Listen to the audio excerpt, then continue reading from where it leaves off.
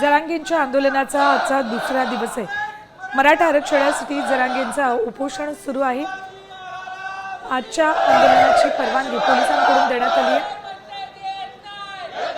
जोरदार घोषणाबाजी या सगळ्या आंदोलकांकडून सुरू आहे। आझाद मैदानातली ही दृश्य सकाळच्या सुमाराला हे आंदोलक जोरदार घोषणाबाजी करतात।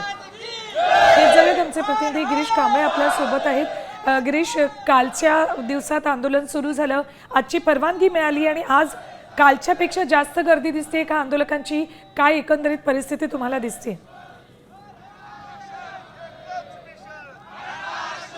मराठा आरक्षणासाठी सुरू असलेल्या आंदोलनाचा आजचा आझाद मैदानातील दुसरा दिवस आहे। मी आता आझाद मैदानात आहे आणि आझाद मैदानाची ही परिस्थिती आपण थोडंसं दाखवूया। पाऊस पडतोय, त्यामुळे मोठ्या प्रमाणात या ठिकाणी चिखल झालेला आपल्याला पाहायला मिळतोय। त्यामुळे आता मराठा आंदोलकांची देखील मोठ्या प्रमाणात गैरसोय होते। या ठिकाणी बसण्याची देखील एक सोय नाही आहे। आपण हे जर संपूर्ण परिस्थिती पाहिली तर ही परिस्थिती आपण बघतोय की सगळीकडे पाणीच पाणी आहे, चिखल झालेला आहे।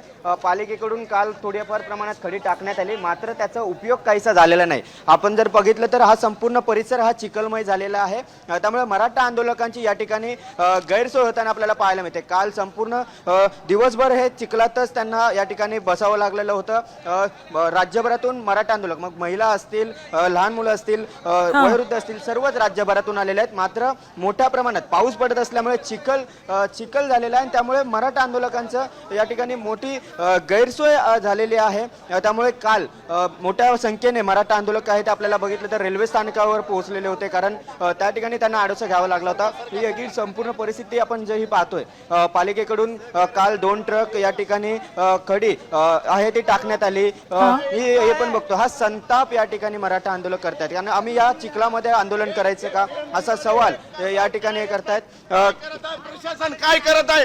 हे चिखल संडासला गेलं तर एवढा संडास मध्ये जाम आहे, बिमारी पडायची आहे। या ठिकाणी प्रशासनाने कुठलीच व्यवस्था केली नसल्यामुळे या ठिकाणी मराठा समाज महाराष्ट्रातून आला। या आमचं म्हणणं एवढंच आहे की या सरकारला नियोजित इथलं उपोषण असताना या सरकारने या ठिकाणी गैरसोय करत आहे। रात्रीची लाईट बंद करत आहेत, संडास मध्ये गेलं तर संडासला पाणी नाही। तरी आमची विनंती आहे, आम्ही प्रामाणिकपणाने आहोत दादाच्या आदेशानुसार, किंवा आम्ही मराठा समाजाचा जर आमचा एकदाचा बाण सुटला तर आम्ही अख्खा मुंबई जाम करून टाकू। आम्ही प्रशासनाला इशारा देतो। मी काय म्हणतो, आमचा जेवायला चहाची हॉटेल बंद झाल्या, सगळ्या हॉटेली बंद झाल्या, नाश्त्याला सोय नाही। इथं CSMT असताना सुद्धा इतका मोठा एरिया आहे, तिथं जेव्हा नाश्ता आम्ही लांब जाऊन का आमच्या गाड्या तिकडे बंद केल्या। शासनाला माझी विनंती आहे, जर आम्ही जर ठरवलं सगळ्या शेतकऱ्यांनी की मुंबईला आपण दूध भाजीपाला काहीच पोचवायचं नाही, तर शासनाचं या जनतेचा हाल, त्यांना यातून मार्ग काढणं अवघड होईल।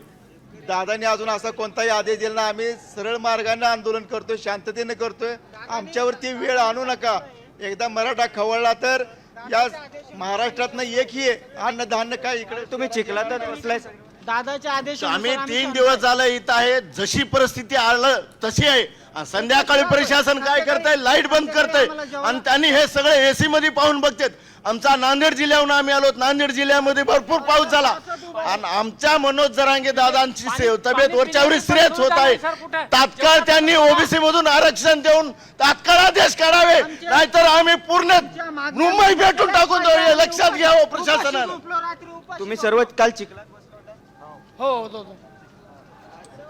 आज काय व्यवस्था काय तुम्हाला आज पाऊस चालू आहे, आज बी पाऊस चालू आहे, चिखल। आपण जर पाहिलं तर हा संपूर्ण परिसर हा चिखलमय झालेला आहे। कुठेही बसण्याची सोय नाही किंवा बसण्याची आपण बघितलं तरी जागा दिसत नाही, सगळा चिखल झालेला हा सगळा भाग आपण बघतोय की हा चिखल सगळीकडे पाणी साचलेलं आहे। खडी टाकून कुठेतरी हा चिखल किंवा सोय करण्याचा प्रयत्न हा पालिकेकडून करण्यात आला, मात्र त्याचा परिणाम हा काही झालेला नाही। पाऊस हा सातत्याने पडतोय, संततधार पावसाची सुरूच आहे कालपासून आणि त्यामुळे हे पाणी या ठिकाणी साचलेलं आहे। पाणी या ठिकाणी पाण्याचा निचरा होण्याचा कुठेही चान्सेस नाही किंवा त्यामुळे या ठिकाणी हे आपण बघतोय की चिखलात गिरीश, एकंदरीत परिस्थिती थोडी बिकट झालेली आहे। पावसामुळे या आंदोलकांना बसणं ही इथे शक्य होत नाही। तुर्तास धन्यवाद संपूर्ण माहितीसाठी। तर आझाद मैदानात आत्ताची काय नेमकी परिस्थिती, आंदोलक कशा तीव्र भावना व्यक्त करतात ते आपल्यापर्यंत आमचे प्रतिनिधी गिरीश कांबळे यांनी पोहोचवले। आता isakal.com आहे देशातील नंबर 1 ची मराठी न्यूज वेबसाईट। प्रत्येक अपडेटसाठी isakal.com ला नक्की भेट द्या.